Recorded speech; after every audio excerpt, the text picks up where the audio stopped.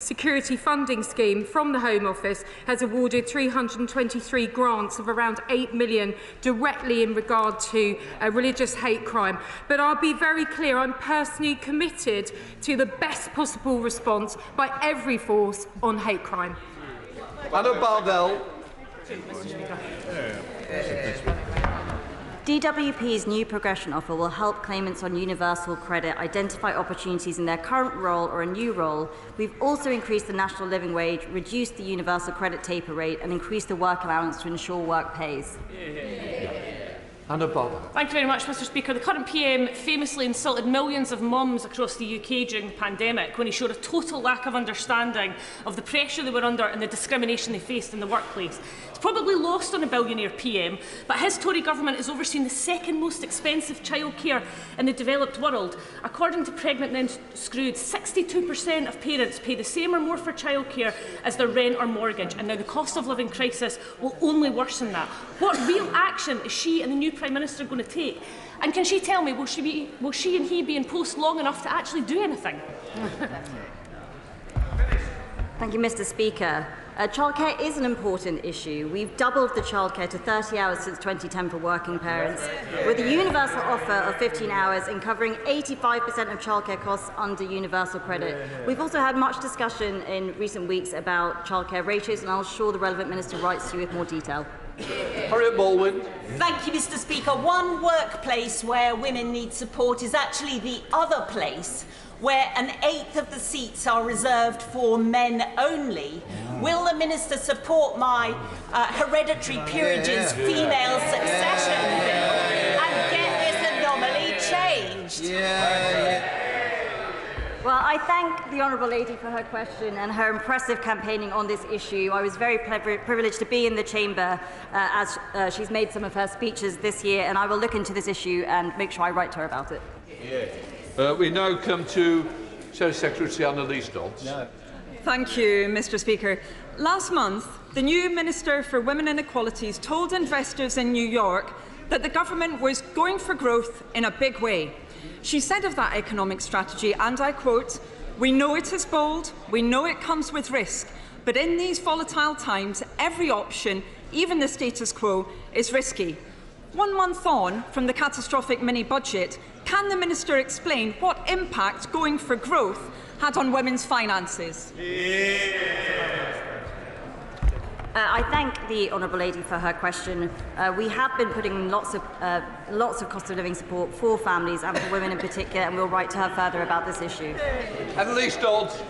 Well, thank you, Mr Speaker. I'm very disappointed by that brief response, because today we've found out from the latest statistics that women need over 12 times our average annual salary to buy a home. And our average real terms wages have plummeted by almost £600 a year since 2010. The government has simply removed the possibility of home ownership for millions of women.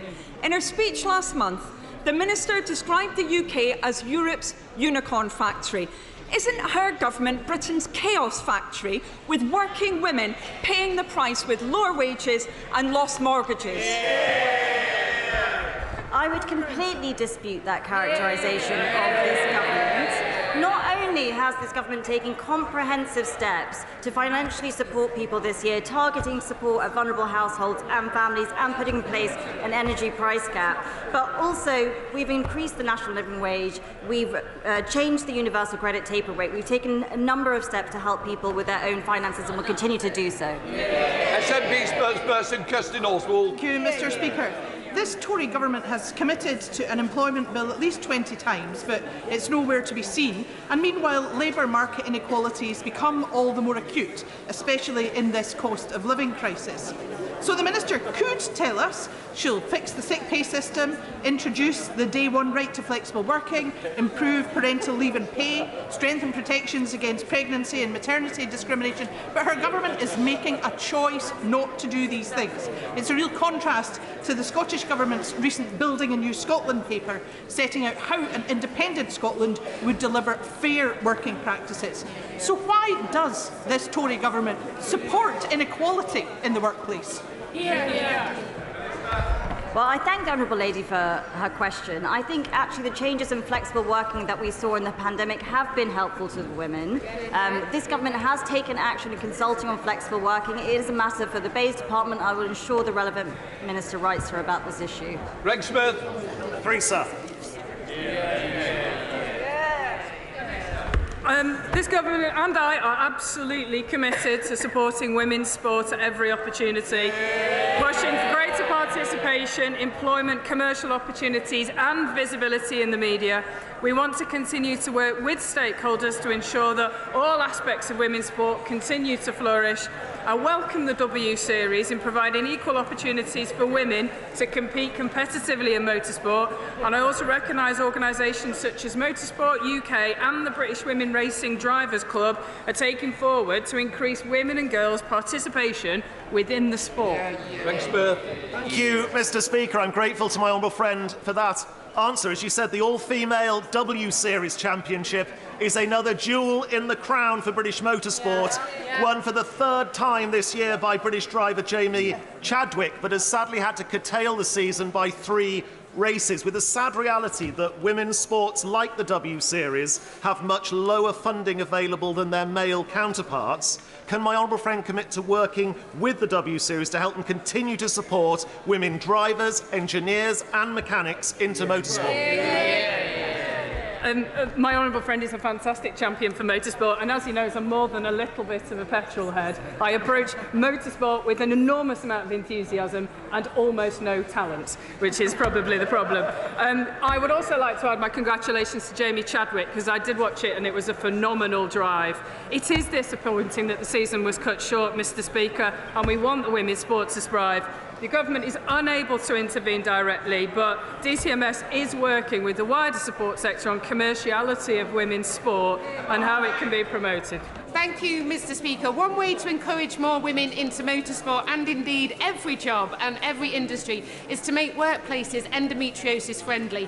1 in 10 women have endometriosis. It has a huge impact on their workplace. What encouragement can the Minister give for companies to adopt the charity Endometriosis UK strategy to make all workplaces endometriosis friendly? I couldn't agree with the Honourable Lady more. I think women's health issues are coming to the fore in the workplace, and whilst I don't have the level of detail to absolutely commit exact policy, I'll get the Department of Health to write to her about that. Christine Jardine. Number 4, please, Mr. Speaker. Thank you, Mr. Speaker. We are committed to commencement of this provision of the Equality Act. Our consultation on the detail of implementation closed on the 18th of August 2022, and we're analysing responses before taking further steps. We expect to introduce regulations and prepare a comprehensive guidance prior to commencement in England and Wales in due course. Christine Jardine. Thank you very much, Mr. Speaker. And can I say, can I welcome the Minister to her place? Can I say it is? Can I say that access to public buildings is one of the issues which my constituents most often bring to me, because those who have a problem with accessibility feel they are excluded in many ways. And I know that in England and Wales there are almost 500,000 wheelchair users who are awaiting the results of the consultation for their own homes as much as for public buildings. So I welcome the Minister's statement, but can she assure us it won't be put aside in the recent chaos? I thank the Honourable Lady for her question. This is something that we have committed to. Obviously, it's important to properly address the cost implications of implementation, given everything that's happening, and we'll do everything we can to further this piece of work. Philip Hollowell. Number 5, sir. Minister. Thank you, Mr. Speaker. Ensuring that everyone can access world-class education remains a priority. 2021 saw record HE progression rates for disadvantaged white students who had free school meals. This government is investing £3.8 billion more in high-quality education, skills and training provision, leading to good outcomes for young people and skills needed for economic growth, whichever good quality route that they choose. On the government's own figures, the percentage of state school pupils getting a higher education place by ethnicity is Chinese 72%, Asian 55%, Black 49%, Mixed Heritage 41%, and White 33%. Is the government concerned about these widening disparities? And if so, what is it going to do to level up university entry? Yeah. Thank you, Mr. Speaker. As a meritocrat, I don't believe in positive discrimination, but a society where people are judged on their character and ability. Access to HE should be based on a student's attainment and their ability to succeed rather than their background. Now, 2021 saw a record high number of white students who received free school meals progress onto higher education, as I said. But since then, since the report of the White Working Class Pupils Have Been Let Down report, we've tasked the Office for Students to refresh their entire access and participation and to look into this. Villiers. Question number 6, please, Mr. Speaker. Minister. Thank you, Mr. Speaker. For pupils with complex needs, high needs education funding is increasing by £1 billion in 2022 and 23 financial year, bringing total needs funding to £9.1 billion. The department also provides £27.3 million per annum to deliver grants to support low-income families raising disabled or seriously ill children and young people.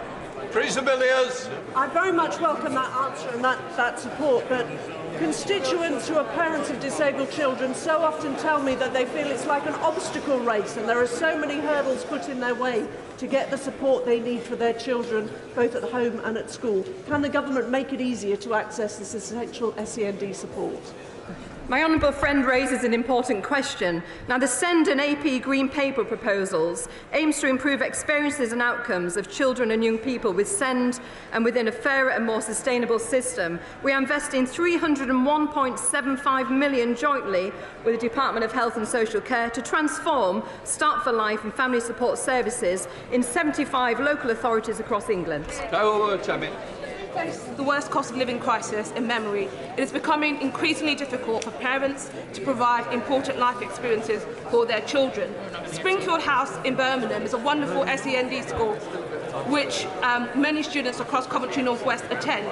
For many years now, they've provided away nights for pupils, giving children the chances to spend time away from home with their peers in a safe environment. Now, because of government cuts, this away night is being axed. So will the Minister speak to her counterpart in the Department of Education to ensure that families in Coventry do not lose this much-needed service?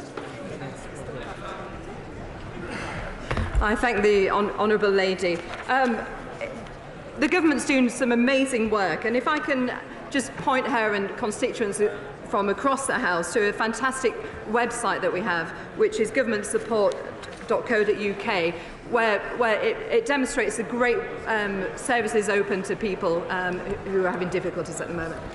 The topicals, Sarah Green, topicals. Thank you, Mr. Speaker. I recently met... Mr. Speaker, I'm delighted to have been appointed as Minister for Women and Equalities. As the Prime Minister said yesterday, this government will bring compassion to the challenges we face, put people's needs above politics and reach out to communities across the country.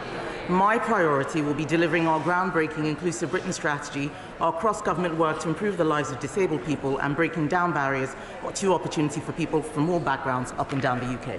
Sarah Green. Thank you for that answer, Mr. Speaker. I recently met with the chair of the Cheshire Mosque Committee, who'd recently been told that the medical examiners in our area will only be available 5 days a week and not at the weekend, which will cause significant problems for our Muslim and other religious communities who bury their loved ones as soon as possible following a death. Will the Secretary of State meet with me and my constituent to find a way forward to ensure the new system does not infringe the rights of religious communities? Mr. Speaker, I didn't fully hear the question, but I think if she wrote to me in more detail about what she required, I'd be able to follow up in better detail. Michael Fabricant. Topical 2, sir. Well, just give the question. Oh, sorry. I didn't know he got onto topical.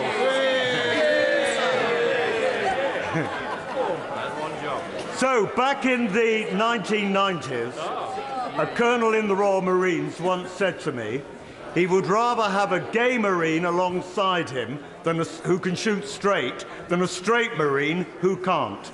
Now, my right honourable friend will know that there was much persecution of gay people in the armed forces.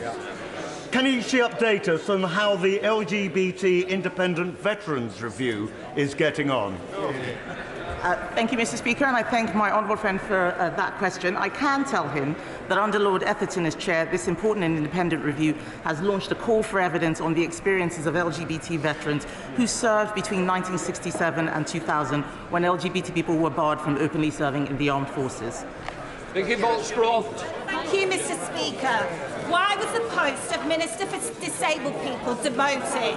What message do we think that this sends to disabled people who already feel like an afterthought from this government? And will the government reverse this decision immediately? This continues to be an important ministerial post in government. The Secretary of State will have strategic oversight, but let me leave the lady in no doubt about how important this issue is to this government. 1.3 million more people in work, billions more in funding for children with SEND needs, a new BSL Act, Down Syndrome Act and special rules for end of life. This continues to be a very important area to this government. Virginia Crosby. Thank you, Mr. Speaker. I'm delighted that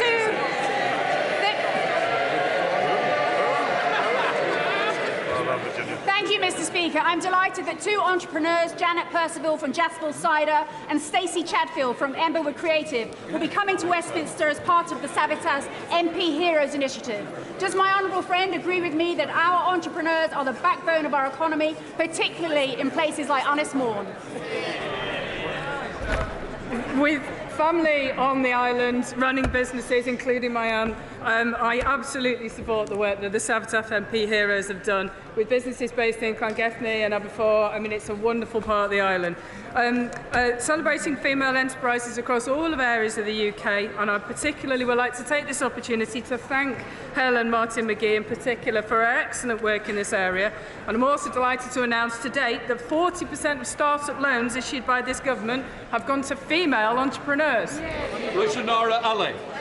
Mr. Speaker, the Women's Budget Group analysis shows 100,000 lone parents, mainly women, 200,000 children, will be forced into poverty if the government raises benefits in line with average wages rather than inflation. Can ministers confirm that they will push the Chancellor to uprate benefits in line with inflation so women are not forced into further hardship because of the government's economic incompetence? Mr. Speaker, the honourable lady, we know we don't make fiscal policy during equalities questions. She will have to wait for the Chancellor to give a statement to get an answer to it. The government has an excellent opportunity to grant investment zones in South East Cornwall. What work is the government doing to ensure equality of opportunity for those investors? The honourable lady is a role model to all of those female entrepreneurs in her constituency. With clear investment zone expressions of interest by different areas, but make sure I account for equality of opportunity in their conduct. This government recognises that a diverse and inclusive business ecosystem is good for investors, entrepreneurs, businesses and her society. Dame Angela Edel. Thank you very much, Mr. Speaker. It's widely acknowledged that public spending cuts impact most on women. The Chancellor has signalled that he will be seeking such cuts in an effort to close the £40 billion hole his predecessor recklessly blew in the public finances. So will the Equalities Minister now undertake to publish an equality impact assessment on the November the 17th autumn statement as required by the Equality Act? Mr. Speaker, we will be taking all due assessments on fiscal statements as we regularly do over the course of the period. The government rightly wants to see more disabled people in employment, but what more can the Minister say about encouraging in-work progression for those with a disability and, most importantly, getting more disabled representation on company boards to drive wider cultural change in business? Well, I thank my honourable friend who's always been a passionate advocate for compassionate conservatism. We are looking at this issue very carefully. We're going to accept all the recommendations of the Homes Review for public appointments, and I would point them in the direction of the DWP progression work that we are doing. Alex Davis-Jones. Mr. Speaker, next week we come together to recognise National Fertility Week. Yesterday I had the great opportunity to meet with Fertility First, who are a fantastic charity providing information to everyone who requires fertility treatment. What more can the Minister do to ensure we get fair and equal access to fertility treatment for everyone who needs it in the UK? I thank the Honourable Lady for raising that. That's something that I'd be very happy to meet with her to discuss in due course. She will know I've only returned to the role for a few hours, so I don't have a full answer for her, but I'm very happy to work with her on the issue.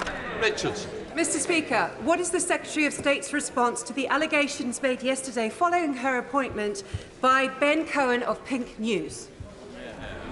Mr. Speaker, if I may, I know everyone wants to start PMQs very quickly, so please forgive me if my answer is a tad longer than it ordinarily would be. I'm afraid that this particular individual is someone who uses Twitter as a tool for defamation. He has even sued people in this House, like the Honourable Member for Edinburgh West. And I think he's been sued by, pardon me, the Honourable Member for Edinburgh West. What I would like to say, Mr. Speaker, as we do begin a new era of equalities, is that the Equality Act is a shield, not a sword. It is there to protect people of all characteristics, whether they're young or old, male or female, black or white, gay or straight. We are running a compassionate equality strategy, and we should not be distracted by people who use Twitter as a way to insult or accuse members of Parliament. Before we come to Prime Minister's questions, I'd like to point out that the British Sign Language interpretation of proceedings is available to watch on Parliament Live TV. We start with questions to Prime Minister. In welcoming the Prime Minister, I call Dr. Alan Whitehead. Question 1, Mr. Speaker. Prime Minister.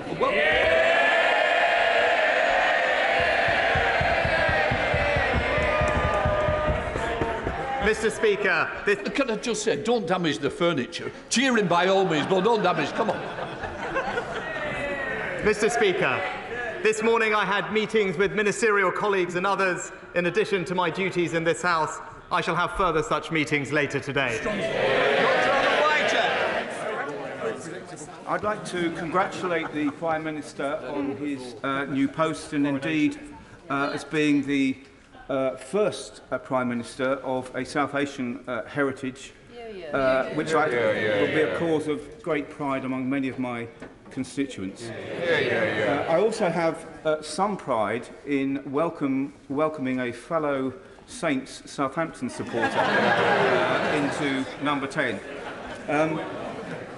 During his prime ministerial campaigns, the last prime ministerial campaign he ran, he pledged to prohibit any development of onshore wind, which is now the cheapest form of power available to us in the country. Now he is Prime Minister. Will he change his mind on that point? Prime Minister. Well, Mr. Speaker, I thank the honourable gentleman for his kind words and look forward to seeing him at St Mary's. Although I know my friend, the Leader of the House, may have something to say about our love of Saints. Look, when it comes to energy policy, I stick by what we said in our manifesto, Mr. Speaker. The important thing is, though, to focus on our long-term energy security. That means more renewables, more offshore wind, and indeed more nuclear. That's what this government will deliver. I'm surprised, Mr. Speaker, to be asking a question, and I know you're shocked, Mr. Speaker, too, because I know that you, like many people, thought I would have already been offered a ministerial post.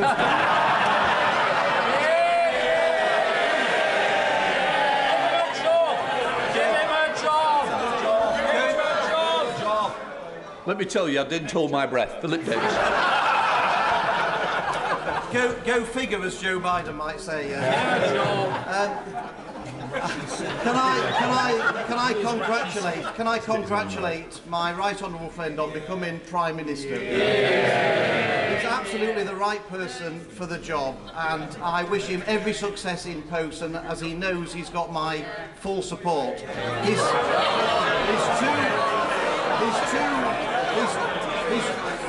two immediate predecessors made levelling up a key part of their agenda. Would he reaffirm his commitment to levelling up and start, as he means to go on, by approving the levelling up fund bid for Bingley in my constituency? Well, I'm grateful to my honourable friend for his warm remarks. I can confirm he must be the only person, Mr. Speaker, who texted me to say that he did not want a job in the last 24 hours. But I can give him my cast iron commitment to levelling up, particularly in Yorkshire, which he and I share. Obviously, he'll know I can't comment on individual bids, but by the end of the year, an announcement is expected on the success, and I wish him every luck with that. Let's come to the Leader of the Opposition, Keir Starmer.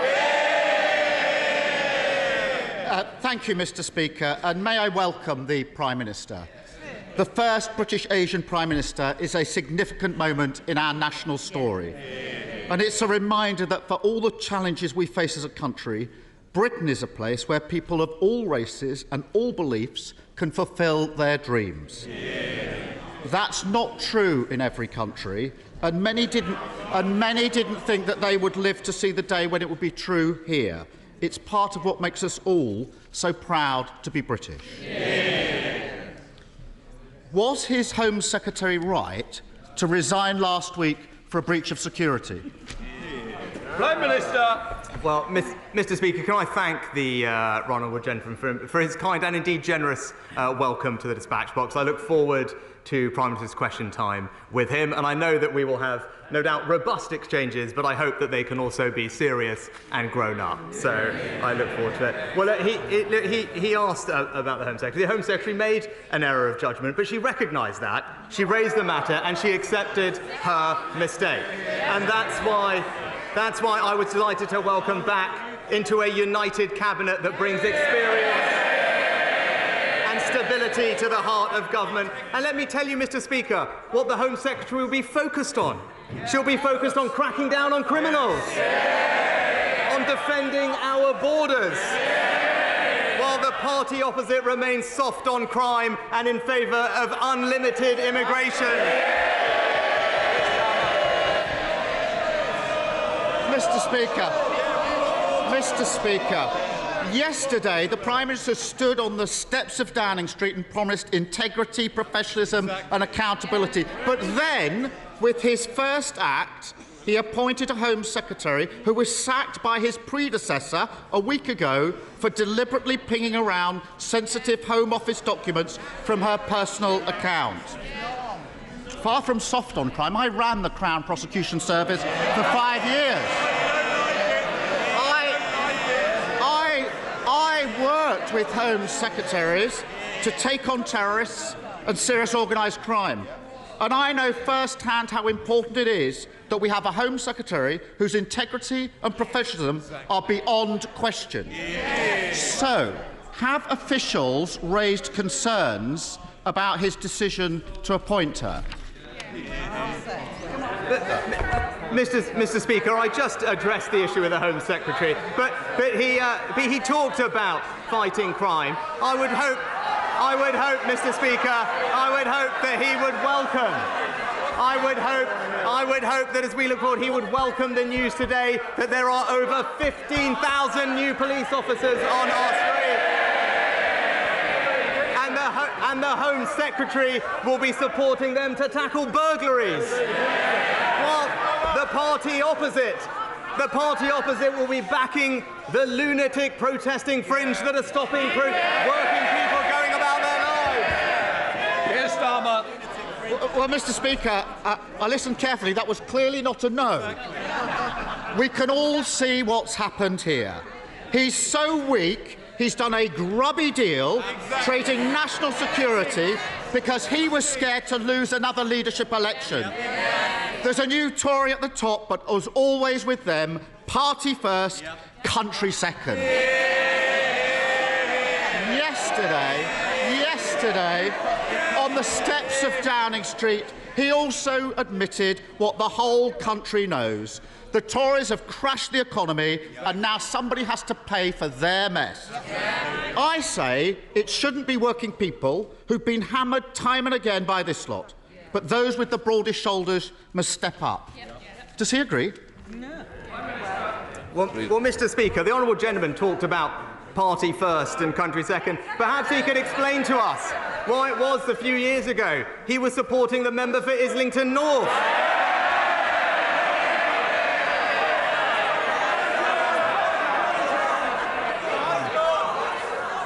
Mr. Speaker, my record is clear. When times are difficult in this country, I will always protect the most vulnerable. That is the values of our compassionate party. We did it in COVID and we will do that again. Mr. Speaker, he says he'll protect the most vulnerable. Let's test that. The government currently allows very rich people to live here but register abroad for tax purposes. I don't need to explain to the Prime Minister how non-dom status works. He already knows all about that. It costs the Treasury £3.2 billion every year. Why doesn't he put his money where his mouth is and get rid of it? Well, Mr. Speaker, I have been honest. We will have to take difficult decisions to restore economic stability and confidence. And my honourable friend, the Chancellor, will set that out in an autumn statement in just a few weeks. But what I can say, as we did during COVID, we will always protect the most vulnerable. We will do this in a fair way. But what I can say, I am glad, Mr. Speaker, that the party opposite, the honourable gentleman, has finally realised that spending does need to be paid for. It is a novel concept for the party opposite. This government is going to restore economic stability and we will do it in a fair and compassionate way. I know he's been away for a few weeks, but he should have listened to what's been going on the last 2. But anyway, I have to say, I'm surprised he's still defending non-dom status. He pretends he's on the side of working people, but in private he says something very different. Over the summer, he was secretly recorded at a garden party in Tunbridge Wells, boasting to a group of Tory members that he personally moved money away from deprived areas to wealthy places instead. Rather than apologise or pretend that he meant something else, why doesn't he now do the right thing and undo the changes that he made to those funding formulas? Well, Mr. Speaker, I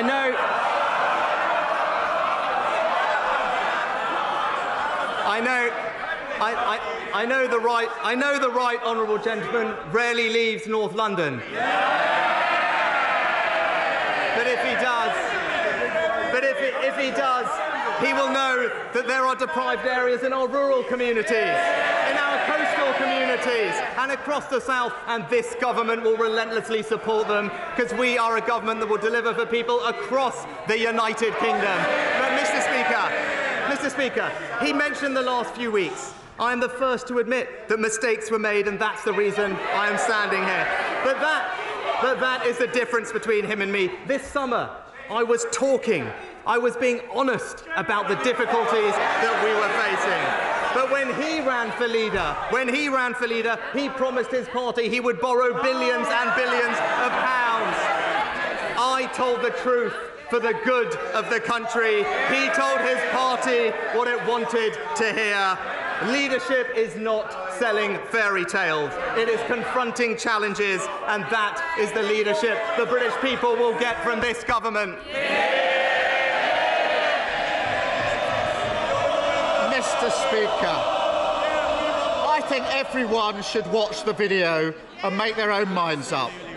In public, he claims he wants to level up the north, but then he boasts about trying to funnel vital investment away from deprived areas. He says one thing and does another. But they're shouting. They're not my words.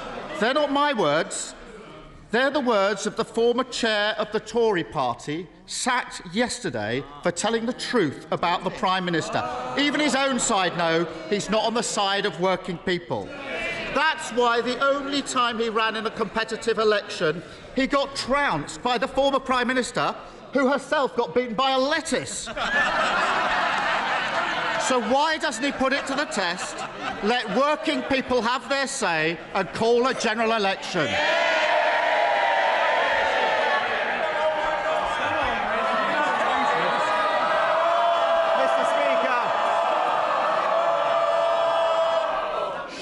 Well, it'll take a long time to get through this paper if we carry on like this, Prime Minister. Mr. Speaker, he talks about mandates, about votes, about elections. It's a bit rich coming from the person who tried to overturn the biggest democratic vote in our country's history. Our mandate is based on a manifesto that we were elected on to remind him an election that we won and they lost. A mandate that says we want a stronger NHS, better schools, safer streets, control of our borders and levelling up. That is the mandate that I and this government will deliver for the British people.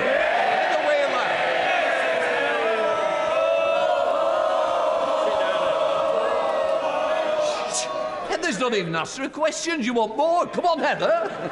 Thank you very much, Mr. Speaker. I'd like to congratulate my right honourable friend and new Prime Minister, and also to thank our previous Prime Minister for the straightforward way she has handled her resignation, and I wish her and her family well for the future.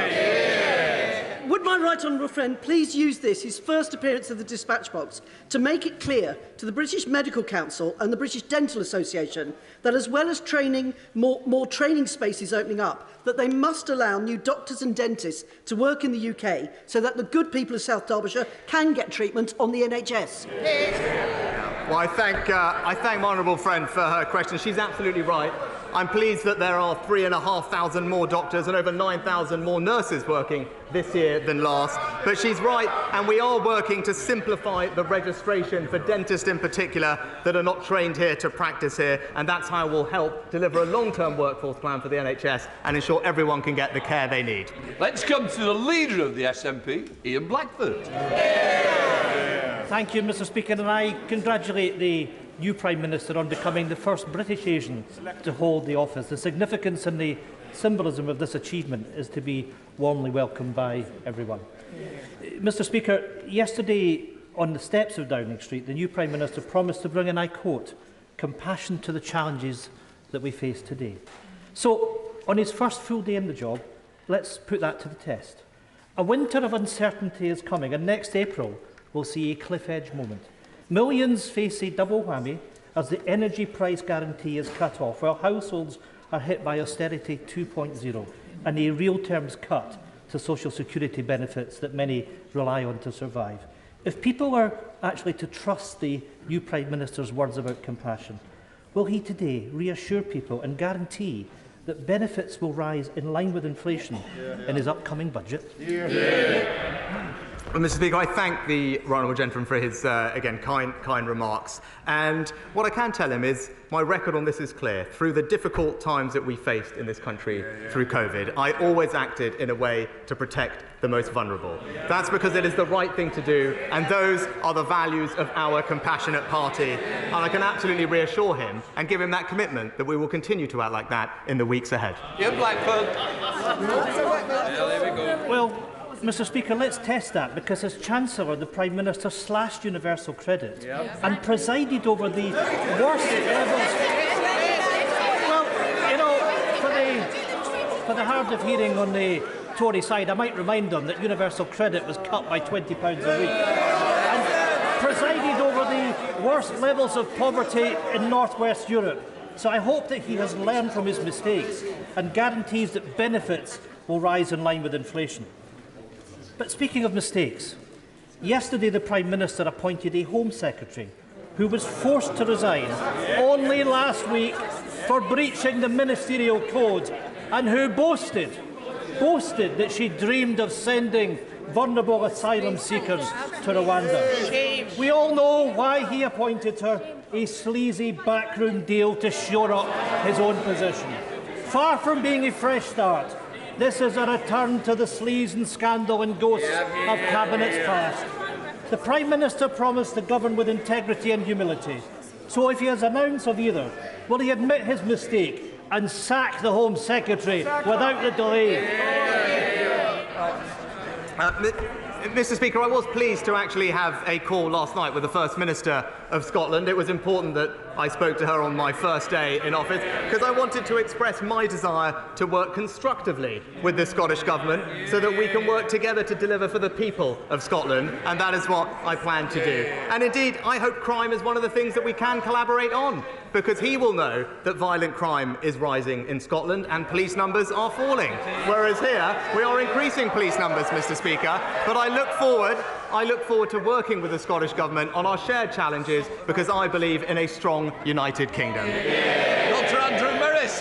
Mr. Speaker, what a pleasure it was to welcome the Prime Minister to my constituency in the summer. He will know one of the burning issues in my constituency is the proposed waste incinerator at Westbury.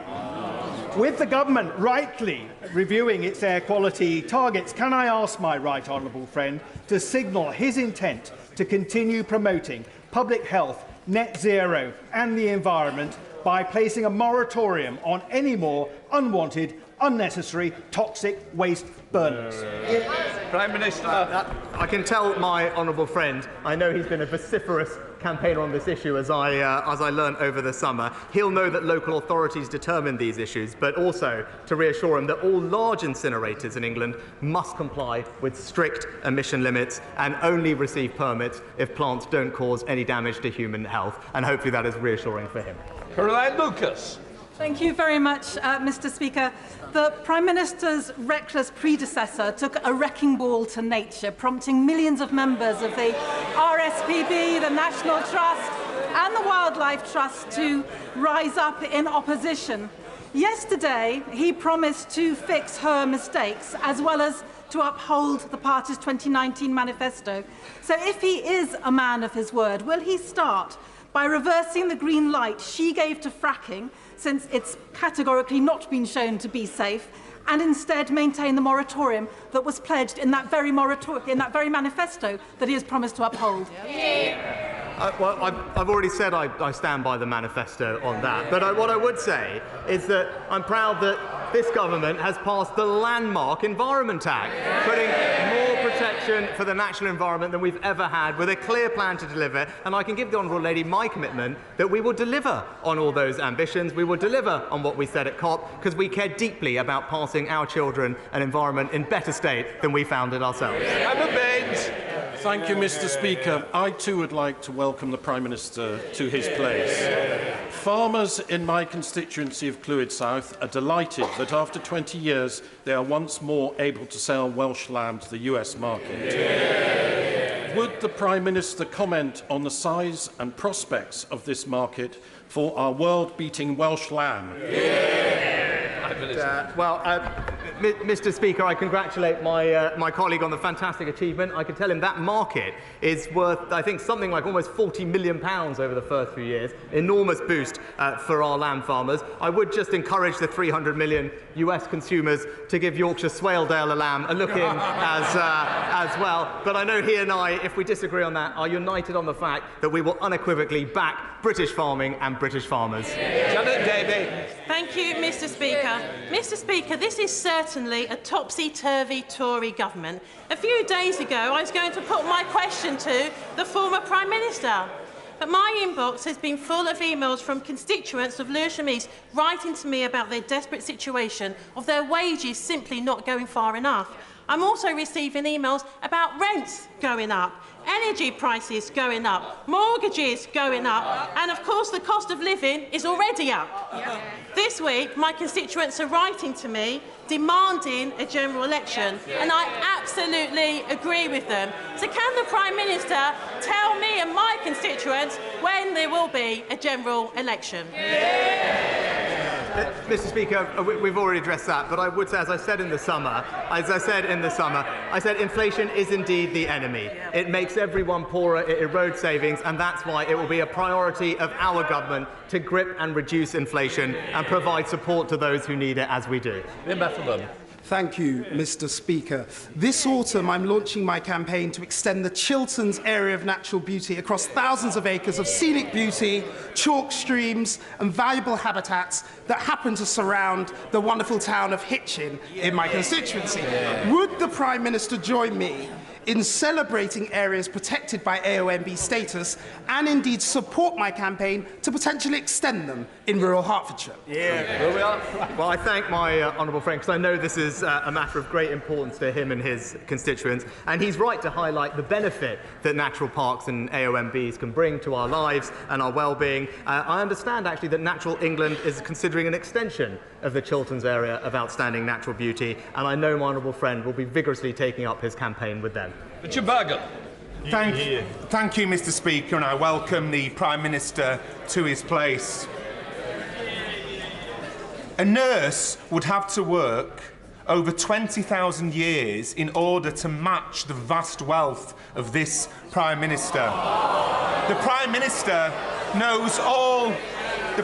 knows only too well that the super-rich could easily afford to pay more in taxes. So rather than announce a new wave of cuts and austerity, wouldn't it be fairer for the Prime Minister to introduce wealth taxes on the very richest in our society? Well, Mr. Speaker, we will always support our hard-working nurses, and that's why, as Chancellor, we reintroduced the nurses' bursary and provided more training and introduced, actually, very strong pay increases. But as I committed to previously, as we approach the difficult decisions that confront us, we will do so in a way that is fair and is compassionate, because those are our values, and that's what we will deliver. Thank you, Mr. Speaker. I welcome my right honourable friend's determination to be straight with people about the challenges we face as a country. Last week, the Care Quality Commission State of Care report on state of care in England showed our health system in gridlock. And I hear the same from my constituents, struggling to see a GP or waiting for treatment. So can I urge him to make unblocking the NHS a priority for him and his Health Secretary? My honourable friend knows this subject obviously very well from her own experience, and I thank her for the work she did previously in the department. She's absolutely right about the challenge that confronts us. It's why we've put billions of pounds into busting the backlogs and the elective recovery fund, and are delivering funding and staffing to do that. But I look forward to working with her to deliver what we said in our manifesto, and that is a far stronger NHS. Alan Smith. Thank you, Mr. Speaker. I'd add my own congratulations to the Prime Minister on his appointment. We might not agree on everything, but I think we can all agree a more diverse politics can only be to the good. Now, we in these benches believe that Scotland's best future is independence in Europe.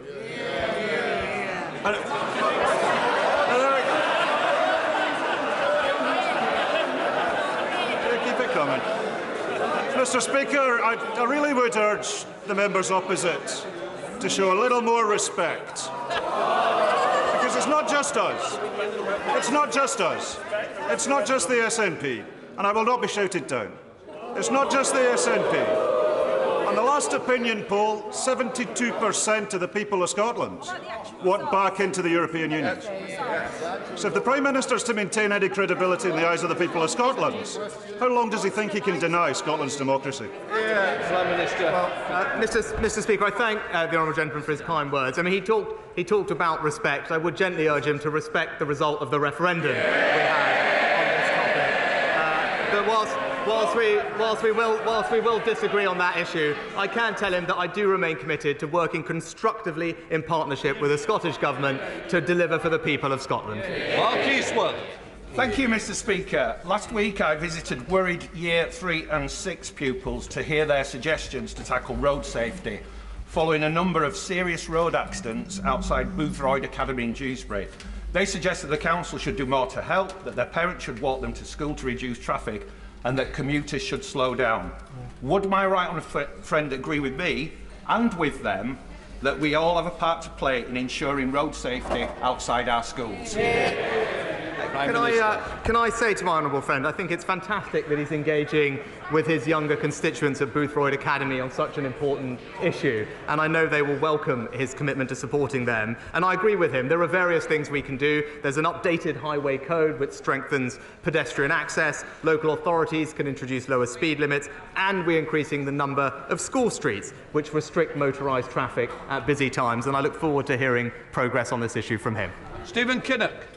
Thank you, Mr. Speaker. Yesterday, the Prime Minister stood on the steps of Downing Street and said that he wanted to restore trust.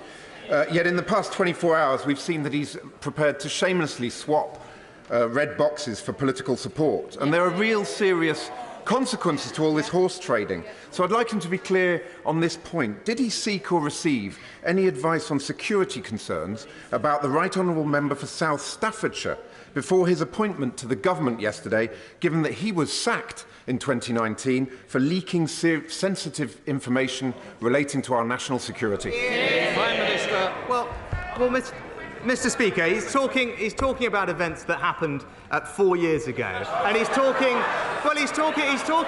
that he raised the topic of national security because members opposite 4 years ago were busily supporting the member for Islington North, who wanted to abolish the nuclear deterrent, who wanted to leave NATO, and who wanted to scrap our armed forces. We won't take any lectures on national security, Mr. Speaker. Thank you, Mr. Speaker. I sincerely congratulate my right honourable friend and wish him every success. Over 3 years ago, my constituent Harry Dunn was killed in a tragic road accident, and I'd like to ask my right honourable friend to join me in congratulating Harry Dunn's family for the incredible campaign they've run for over 3 years, with huge support from all colleagues across the House on finally achieving justice for Harry. Well, I pay tribute to my right honourable friend for her role, and indeed the former Foreign Secretary as well, and indeed colleagues from all over the House for the part they've played in bringing about this outcome. My thoughts are obviously with the family, and I join in her sentiments that this is very welcome. Daisy Cooper. Thank you, Mr. Speaker. West Hertfordshire Hospital Trust in my area is still hoping to receive funds from the new hospitals programme, the same programme that is supposed to deliver the government's so-called 40 new hospitals. There's been a lot of speculation that the new Prime Minister and his Chancellor might seek to cut infrastructure projects. So can the Prime Minister confirm to me that my local hospital trust, as well as all of the other local hospital trusts that are set to benefit from the new hospitals programme, will in fact get that money? Yes or no? Well, Mr. Speaker, the Chancellor will set out our plans in the autumn statement shortly, but this is the government that put in place plans which will remain to significantly increase capital expenditure, and even though difficult decisions do need to be made, I think the country can rest assured that we will continue to invest in our future productivity and indeed invest in our public services like the NHS. Wendy Bolton. Mr. Speaker, in my Aldridge Brown Hills constituency, we're at risk of 8,000 new homes being dumped in the constituency. Will my right honourable friend use the opportunity of this Prime Minister's question to reaffirm the government's commitment to protecting the Greenbelt and to adopting a really rigorous brownfield first policy? Well, can I say thank you to my honourable friend for her question, and I can give her that assurance. She's absolutely right. We must protect our green belt, and we are adopting a brownfield first strategy. I'm pleased we had a record number of new homes built in the last year, but it's important that we build those homes in the right places. Luke Jones. Thank you, Mr. Speaker. Whilst welcoming the new Prime Minister to his place, we remember that law-breaking was the order of the day in Downing Street during the pandemic. We will never forget that this current Prime Minister was fined by the police for attending a birthday party hosted by his next-door neighbour. As both a witness and a participant to that law-breaking, if the Privileges Committee investigation into the former Prime Minister calls him to give evidence, will he fully cooperate? Minister. Mr. Speaker, of course, and I addressed these matters earlier this year. Michael Fabricant. Mr. Speaker, you will know that I fought hard to bring back Boris. In '97, I campaigned for Kenneth Clarke and then for Michael Portillo. So I can't always get it right. But you know, I do know about the West Midlands. I know that the West Midlands Mayor very much welcomes the reappointment of the Levelling Up Secretary, and that he looks forward to working with our new Prime Minister. So may I just ask him, what is his vision for levelling up? Well, I thank my honourable friend for the question, and And what I can say is our desire is to ensure that people, wherever they live in our fantastic country, have enormous pride in the place they call home and every opportunity to succeed. And you know what? It is the fantastic Mayor Andy Street who is delivering that for his constituents in the West Midlands. That completes questions.